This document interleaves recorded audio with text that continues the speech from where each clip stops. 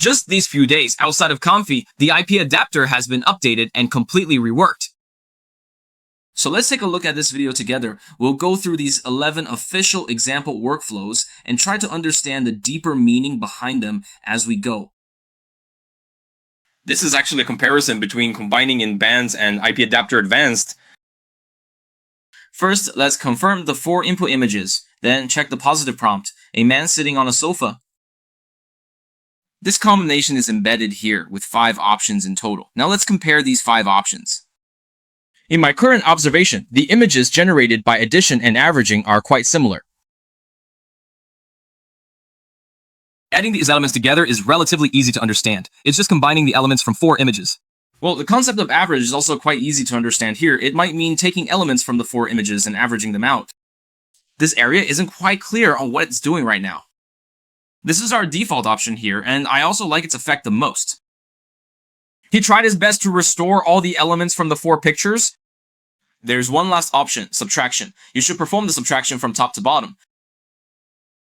If I only input a man in this prompt, the sofa should not disappear. It would be cut out.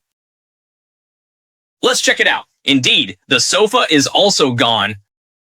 I think there's no real good or bad here. We just need to know which is stronger and which is weaker. When the IP adapter is set to concat here, its effect becomes more pronounced. In the other 3 cases, the performance of IP adapter is somewhat weaker. That's another matter altogether. Then, in this other more complex workflow, it compared the types of weights. What are the types of weights? They can be divided into linear, easy in, easy out, easy in and out, and reverse in and out. In this contrast, my input image is a mecha warrior, and the positive prompt here is fire. Through the comparison of 5 images, we can understand which weights are stronger or weaker based on how the fire is rendered by the IP adapter. When the weight type is set to linear, the effect of the IP adapter becomes more pronounced. As shown in this picture, there's not even a spark of fire. In what situations would the impact of IP adapter be weakened? In cases where the weight type is set to in and out, the effect of the IP adapter becomes less significant. In contrast, fire can be more clearly visible. So easy in, easy out, and easy in and out correspond to slow in and slow out, slow in and slow out, respectively. As we gradually enter this area, I believe the impact of the IP adapter will increase over time through the process of reverse diffusion. This gradual decrease is the opposite process. As the reverse diffusion occurs, the weights of the IP adapter will gradually reduce. If it's easy to get in and out, then it starts with an increase, followed by a decrease. That's how I see it. So I think in the weight type section, we just need to present a few conclusions. When the type is linear, the impact of IP is strongest. When the type is reverse in and out, the impact of IP is weakest. As for this concept of easy in and easy out, easy in and out, it's somewhere between the 2 mentioned earlier. I think understanding it this way is already sufficient. We can analyze each specific situation as it comes up. In addition to the 5 types mentioned just now, there are also 5 other types that were not mentioned. We'll temporarily set them aside because this workflow itself is an official one, and since it wasn't mentioned, we won't compare it. Then we look at the third workflow. This is a simple application of an IP adapter, which is very classic. The only difference here is that it uses the IP adapter advanced instead. There's nothing more to say about it. The fourth workflow is a Face ID plus V2 workflow.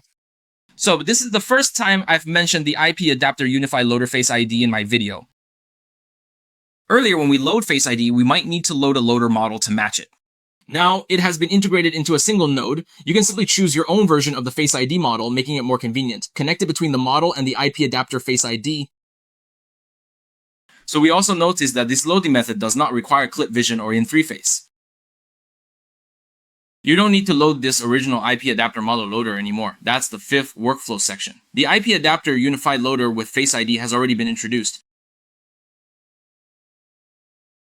So it also loads an IP adapter unified loader. Here, it's not using Face ID anymore. Instead, it's set to full face, referencing the entire face. While Face ID references 4 images, the full face mode uses 4 extracted facial features and then generates the final result. It feels very similar. In the official workflow, if you don't know what it's doing, drag a preview image node. Go check it out and see what it's doing. We look at the 6th workflow, which is basically a simplified version of the 5th one. Of course, I think it's quite similar too. So we won't go into details about this node. Let's look at the next workflow, then the 7th one. The 7th workflow generates 2 images here. So where is the difference in the previous process? The only difference is that in the second IP adapter advanced node, a reversed image was connected. As our image negative, the meaning of the reversed image is self-explanatory, similar to our reverse prompt. I think it's like what we don't want to appear. The reversed image here is based on an anime I referenced, which means I wanted the character to look more realistic. In reality, it tends to be more truthful. When it comes to the 8th workflow, it still mentions image negative. Compared to directly using an inverted image as before, this method adds an extra step of adding noise. And by adding noise to these positive reference images as negative samples, what special meaning does this have? Based on the principle of our stable diffusion model, during forward diffusion, we add noise to the image gradually, and eventually it becomes a pure noise image. Why do we add noise in this step? To extract features from the image. So I can understand this place as extracting features from this image and using them in reverse to cancel out the positive aspects. But I don't see much significance in doing it this way. Then we look at the 9th workflow. The 9th workflow is quite ordinary here.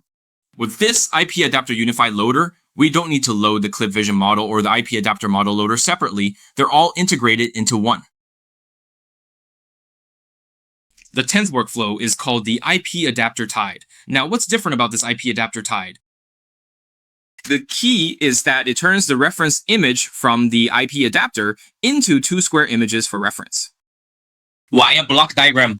Because all the IP adapters reference cubes. There's a node called prepare image for clipper vision, which makes it square. Old users definitely know that.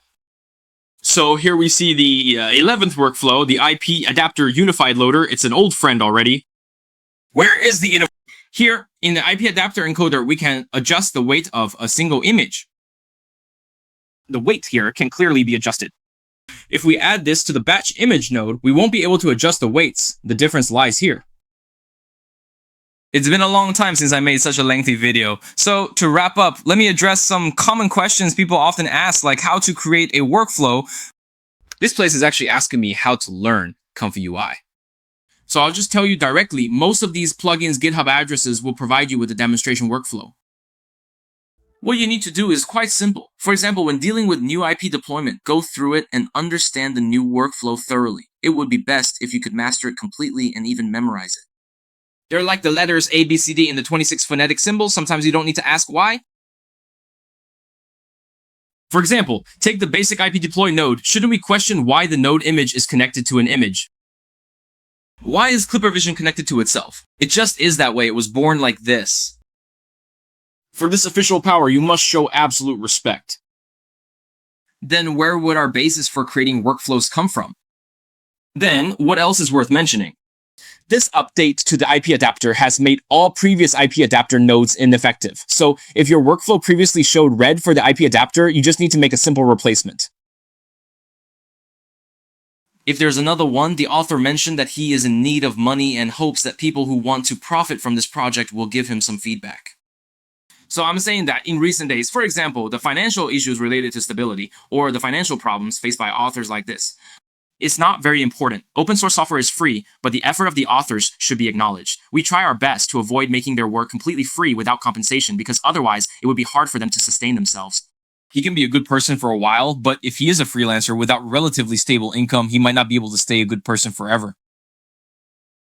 Maybe one day IPW could disappear. Well, it's just a simple sharing session. This expansion contains a lot of content and has a significant impact on our overall environment. It's definitely worth spending time talking about it.